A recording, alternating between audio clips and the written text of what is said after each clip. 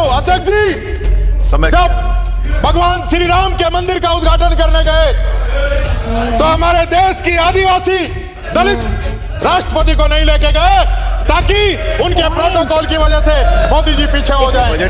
जब नई संसद का उद्घाटन हो रहा था वहां आप राष्ट्रपति जी को नहीं लेके गए क्योंकि वो दलित थी और प्रोटोकॉल में प्रधानमंत्री से ऊपर थी।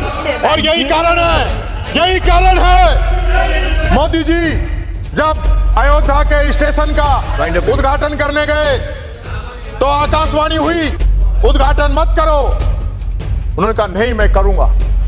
उद्घाटन किया और स्टेशन की दीवार गिर गई। उसके बाद अयोध्या की सड़क,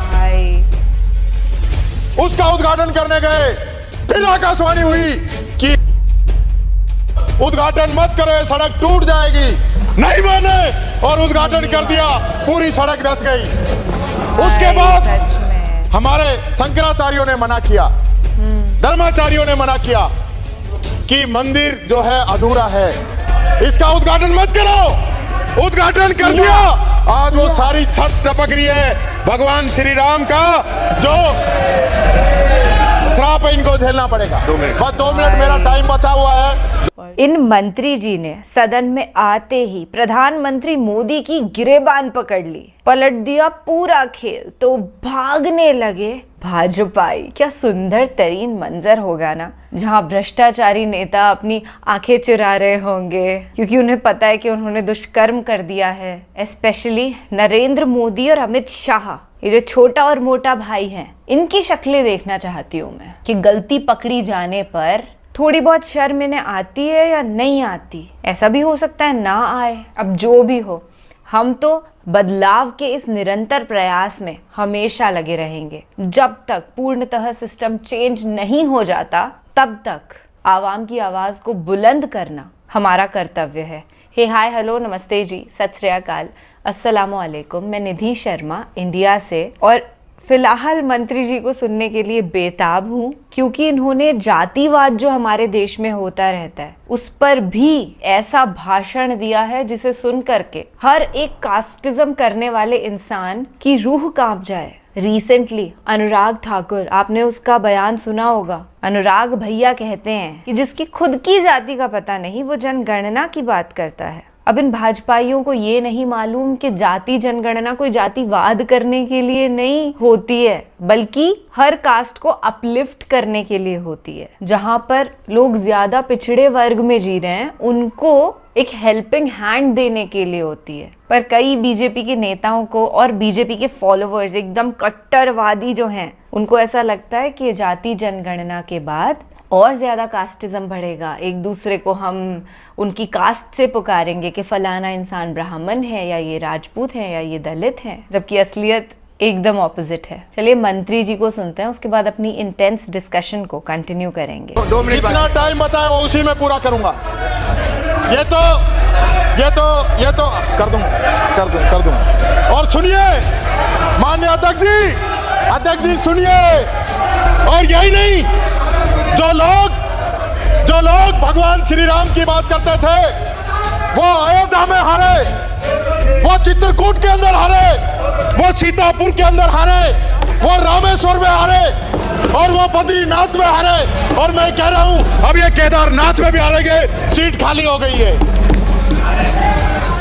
और मैं कहना चाहता हूं, पूछना चाहता हूं, वो कौन लोग थे जिनका बयान ये आया था कि राजस्थान में हम 25 की 25 जीतेंगे?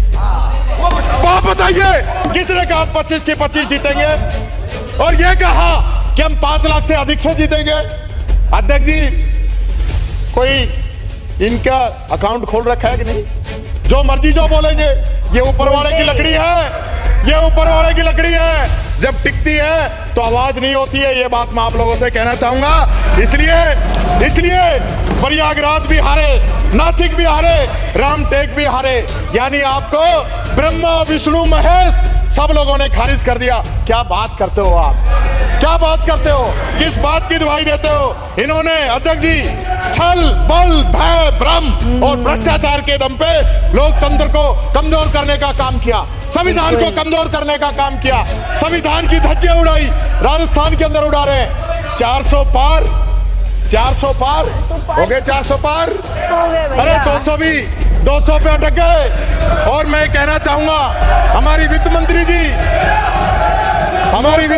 कह रही थी, हमारी वित्त मंत्री जी कह रही थी कि संविधान में कुछ संशोधन की जरूरत है।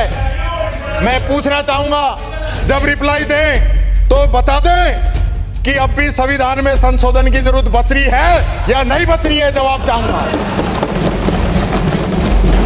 इस देश का संविधान जो पूरी दुनिया के अंदर सबसे मजबूत लोकतंत्र हमको देता है, हम इस सदन के अंदर जो चर्चा कर रहे हैं, मैं बोल रहा हूं, आप टोक रहे हो, आप रिप्लाई दोगे, ये इस संविधान के कारण है।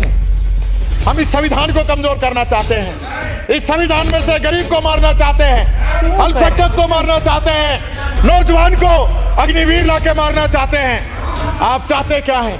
आप आरक्षण खत्म करना चाहते हैं, आपकी मंशा आरक्षण को खत्म करने। अभी सूरज नहीं डूबा, जरा सी शाम होने दो, मैं खुद लौट जाऊंगा, मुझे नाकाम होने दो, मुझे बदनाम करने का बहाना ढूंढता है जमाना, मुझे बदनाम करने का बहाना ढूंढता है जमाना, मैं खुद हो जाऊंगा बदनाम, पहले मेरा नाम तो होने दो। पहले क्यों चिल्ला रहे हो? आज गुजरात में, हरियाणा में, पंजाब में भारत सरकार के नीट के कौन सा ऐसा पेपर है जो लीक नहीं हो रहा? पर हम आप पे कहते हैं, आप हम पे कह दो, इससे रिजल्ट क्या निकलेगा? क्या हम सब लोग यहां पे जो चुन के आते हैं, कोई इस प्रकार का प्लान नहीं बना सकते कि भविष्य में पेपर लीक नहीं हो?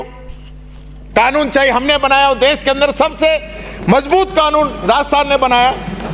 पेपर लीक करने वालों को आजीवन कारावास, 10 करोड़ का जुर्माना, सरकारी कर्मचारी उसमें लिप्त हो तो नौकरी से बर्खास्त। पूरे देश में सबसे पहला कानून हमने बनाया, भारत सरकार ने बनाया। राजस्थान के मुकाबले 10% है, लेकिन हम इस चीज पे कोई किसी पर आरोप लगा दे, कोई किसी पर आरोप लगा दे। हमने भी 150 लोगों को अरेस्ट किया, आपने भी 100-150 लोगों को अरेस्ट किया। ये जो माफिया है, अपन क्या है, अपन मछलियों को पकड़ रहे हैं और मगरमच्छ जो है खुले घूम रहे हैं। इस दिशा में अपने को काम करने की जरूरत है। हम सब लोग मिलके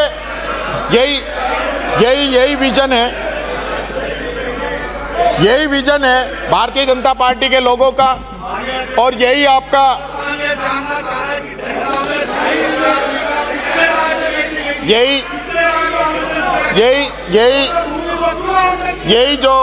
यही सरकार की जो नीतियां हैं। अब डिपार्टमेंट चेंज नहीं होगा। खड़े, अरे आपके नेता बोल रहे हैं, आपके नेता बोल रहे हैं। ये इनको एक दर्द ये हो गया कि मैं हार के भी कैबिनेट हूं, ये जीत के भी स्टेट है, इस ये चक्कर पड़ रहा है। इस चीज का समाधान या तो आप कर दो, नहीं तो ये बेचारा जल जला के ना, पंडित जी जो है बहुत परेशान है, अध्यक्ष जी, माननीय मंत्री जी। और मैं ये बच्ची की कहानी भी इसलिए बताई कि आज समय की जरूरत है, और ये पेपर लीक आज से नहीं हो रहा, पता नहीं कितने समय से हो रहा है। जब एसओजी गई है, लोगों को उठाया है, पता नहीं कब से कौन कौन लोग इसके अंदर शामिल रहे हैं। और ये हम एक दूसरे पर आरोप लगा लें, लेकिन पेपर लीक करने वाले लोग कौन हैं, ये पकड़ में आना बहुत जरूरी है। मैं दूसरी बात और कहना चाहूंगा, एक सुझाव और है मेरा। जो गरीब बच्चे हैं, आज इंटरनेट का प्रयोग बढ़ गया है, सारी चीजें इंटरनेट से हैं। क्या हमने प्लान किया है कि हम गरीब बच्चों को भी इंटरनेट कैसे दें? हमारी सरकार ने इंदिरा गांधी स्मार्टफोन योजना शुरू की, आप लोगों ने उसको बीच में बंद कर दी, लेकिन उसका मुख्य उद्देश्य ये था कि गरीब को भी, क्योंकि वो मोबाइल जो है इंटरनेट फ्री के साथ दिया था 3 साल का, तो उन बच्चों तक, उस परिवार तक इंटरनेट कैसे पहुंचे। आज अमीर आदमी तो जो डाटा डलवा लेता है। अब ये अंबानी की एक शादी हुई है, एक शादी में ही 499 पार कर दिया, और दूसरे बच्चे की शादी की तो 1000 रुपये जाएगा। ये बोझ तो अपने पे ही आना है। ये वही जियो है जो हमें फ्री दिया गया था, हमें फ्री दिया गया। लत लगाने जब फ्री लॉन्च हुआ मैंने नहीं लिया, फिर 6 महीने और बढ़ाया, तब भी मैंने नहीं लिया, फिर 6 महीने और बढ़ाया, तब मैंने कहा यार अब तो लेना ही पड़ेगा, क्योंकि सब लोगों ने जियो ले लिया। और उसके बाद जैसे ही 6 महीने पूरे हुए, फिर 99, फिर 199, फिर 299, फिर 399, अब 499, कुछ समय में 99 और पता नहीं कितने पैसे बढ़ेंगे और गरीब की जेब कटेगी, और दिन भी घटा दिया। ये बात मैं कहना चाहूँ। तो इसलिए हमें इस विषय पे मैं समझता हूँ कोई ना कोई बात हमें समझनी पड़ेगी। मैं ये भी कहना चाहूँगा, कोटा के अंदर जो बच्चे आत्महत्या कर रहे हैं, किसके बच्चे हों? हमारे बच्चे हैं। एक मजदूर, एक किसान एक समय का खाना नहीं खाता।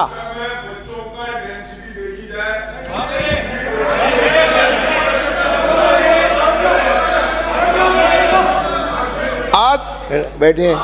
आज जिस प्रकार से माननीय सदस्य, जिस प्रकार से रोजाना कोई ऐसा दिन जाता नहीं जब कोटा के अंदर कोई ना कोई बच्चा सुसाइड नहीं करे, तो हम किस दिशा की ओर जा रहे हैं?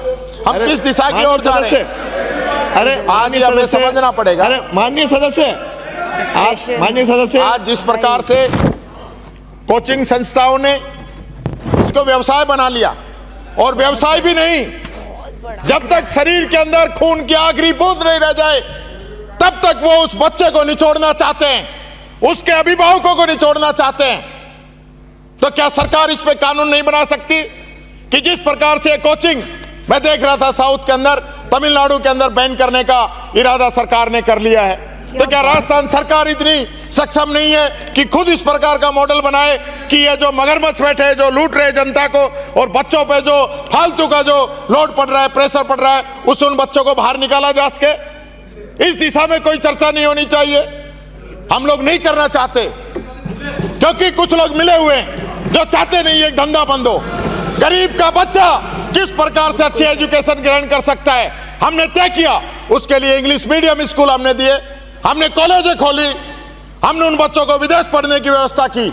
आज किस प्रकार से जो व्यवस्थाएं यहाँ पे की जा रही है हमें समझना पड़ेगा। मैं तो एक बात पूछ रहा हूं कि मुझे रहजनों से गिला नहीं, तेरी रहबरी का सवाल है। तू इधर उधर की बात न कर, तू ये बता काफिला क्यों लुटा? 25 से 14 पे क्यों आए? 25 से 14 पे क्यों आए? इसका भी जवाब दे देना। ये जो बातें कर रहे हो ना, ये जनता एक एक दिन का हिसाब लेगी आप लोगों से। किस प्रकार से यहाँ के आप जनता के गाढ़े खून पसीने की कमाई पे यहाँ ऐश कर रहे हैं, और जनता की आवाज उठती है, जनता का जो मुद्दा उठता है उस पर आप समर्थन नहीं करते हैं। इस राजस्थान की जनता आप लोगों से पूछेगी। दो बहुत ही क्रूशियल टॉपिक्स पर आज हम बात करना चाहेंगे। एक तो ये कि काफ़ी सारे स्टूडेंट्स जो कोटा जाते हैं या जयपुर में भी और राजस्थान की, इंडिया की अलग अलग जगहों पर बड़े बड़े कोचिंग सेंटर्स में पढ़ने के लिए चले जाते हैं, उनका मन नहीं होता है पर पेरेंटल प्रेशर में, समाज के दबाव में वो उधर पहुंच जाते हैं। तो ये जो प्रेशर है इसको खत्म करना होगा। किसी भी बच्चे को कभी भी जबरन ये ना कह दिया जाए कि आप यूपीएससी का एग्जाम दीजिए या नीट क्लियर करिए या आईआईटी का एग्जाम दीजिए। ये तो सरासर अपने सपने बच्चों पर थोपना है। और रिसेंटली जो दिल्ली में हुआ और जयपुर में भी हुआ कि बेसमेंट में मासूम यूपीएससी एस्पायरेंट्स की मृत्यु हो गई, ये सिर्फ कोचिंग सेंटर्स की नेग्लिजेंस की वजह से। अब क्योंकि इतना बड़ा घटनाक्रम दिल्ली के अंदर हुआ तो बड़े जो न्यूज़ चैनल्स हैं वो जाकर के वहाँ पे रिपोर्टिंग कर रहे हैं। गोदी मीडिया के कुछ वरिष्ठ पत्रकार अपने आप को जो कहते हैं, जैसे कि सुधीर चौधरी, तिहाड़ी भैया, वो सुधर गए हैं, वो असल हालात दिखा रहे हैं कि कैसे एक बच्चा तड़प तड़प के पढ़ता है यूपीएससी के एग्जाम को देने के लिए। तो ऐसी ओवरलोडिंग जो है ना वो कोचिंग सेंटर्स में नहीं होनी चाहिए। रिसेंटली आपने सुना होगा एक बच्ची ने सुसाइड कर लिया वहीं दिल्ली में, इसलिए कि उसका ब्रोकर जो है उससे पैसे मांग रहा था ज्यादा। एक और बच्चे की मृत्यु हुई कुछ ही दिन पहले, वो सड़क पर चल रहा था और उसे करंट लग गया। कोई सिस्टम ही नहीं है भाई। और राजस्थान विधानसभा में मंत्री जी ने बहुत अच्छे पॉइंट्स रेज करे, पर स्टार्टिंग में जो इन्होंने इंटरनेट सुविधाओं के लिए कहा, कहीं ना कहीं बहुत सही भी है पर गलत भी है। क्योंकि हमारे यहाँ इनिशियल डेज में भी जैसे डाटा तो उपलब्ध हो गया, पर लोग ज्यादातर उसका मिसयूज ही कर रहे थे। लोगों को लत लग गई है शॉर्ट वीडियोस देखने की, जो कि बहुत गलत है, दिमाग पर एक दुष्प्रभाव डालती है। पहले मैं भी इंस्टाग्राम पे वीडियोस बनाती थी, अब तो 2 साल हो गए मैंने लॉग आउट करके। अनइंस्टॉल कर दिया ऐप को। द रीजन वॉज कि Insta is extremely addictive now. पहले के टाइम में सिर्फ फोटोग्राफ्स डालते थे या बड़े वीडियोस भी होते थे, अभी तो एक्सट्रीम रील कल्चर चल रहा है। फिर यूट्यूब पे भी ऐसी ही एल्गोरिदम है कि शॉर्ट्स सब देखते हैं एंड शॉर्ट्स एक्सट्रीमली वायरल होते हैं। उसका एडिक्शन जो है मासूम लोगों को हो जाता है। यही एक बहुत बड़ा कारण है कि मैं शॉर्ट वीडियोस अपलोड नहीं करती। तो इंटरनेट के यूज़ से ज़्यादा उसके मिसयूज़ पर कंट्रोल हद वाला ज़रूरी हो गया है। बच्चे न जाने क्या क्या फ़ोन में देखते हैं। 2 दिन पहले की बात है, मैं अपने मोहल्ले में वॉक कर रही थी और कुछ बच्चों का ग्रुप था। वो आपस में इतनी बेहुदा बातें कर रहे थे कि मन तो करा अभी बहुत ज़ोरदार वाला फटकारूं इनको। पर जब तक मैं वहाँ गई उन्हें भनक हो गई कि इन आंटी जी को कुछ तो पता चल गया है। सोचिए वो इतने छोटे बच्चे थे कि मैं उनके लिए आंटी ही थी। वो सब भागे वहाँ से। तो ये एक बहुत बड़ी साजिश है कि बच्चों के अंदर वल्गैरिटी और न्यूडिटी को आम कर देना इंटरनेट के ज़रिए ख़ास तौर पर। पहले टीवी के ज़रिए भी बहुत होता था, अब तो टीवी वाला जितना है उससे 10 लेवल अप इंटरनेट का है। अरे आप 18+ हैं और आप कुछ रोमांटिक कंटेंट देख रहे हैं तो चलता है, बट आप 5-6 साल के हो और आप उल्टी सीधी चीज़ें देख रहे हो तो बिल्कुल नहीं चलता है यार। इसमें मुझे तो यही लगता है कि सरकार कुछ नहीं कर सकती है, क्योंकि पहले पॉर्न बैन की भी बात हुई थी पर कुछ नहीं हुआ है ना। इसमें मुझे सरकार से कोई उम्मीदें नहीं हैं, बस आपसे, मुझसे, हमारे साथियों से उम्मीदें हैं। अब मैं खुद की बात करूं तो मैं आने वाले वक्त में एक माँ बनूंगी तो मुझे ख्याल रखना होगा कि मेरा बच्चा इन सब चीज़ों से महफूज रहे, उस तक ये वल्गैरिटी छोटी उम्र में ना पहुँचे। तो पेरेंट्स की नेग्लिजेंस जो है वो भी एक बहुत बड़ा कारण है बच्चों के बिगड़ने का। चलिए ख्याल रखिएगा। मेरी किसी बात का आपको बुरा लग गया हो तो मुझे माफ़ कर देना, और अच्छा लग गया हो तो कमेंट्स में बता देना। राम राम, दुआ सलाम, जय हिंद।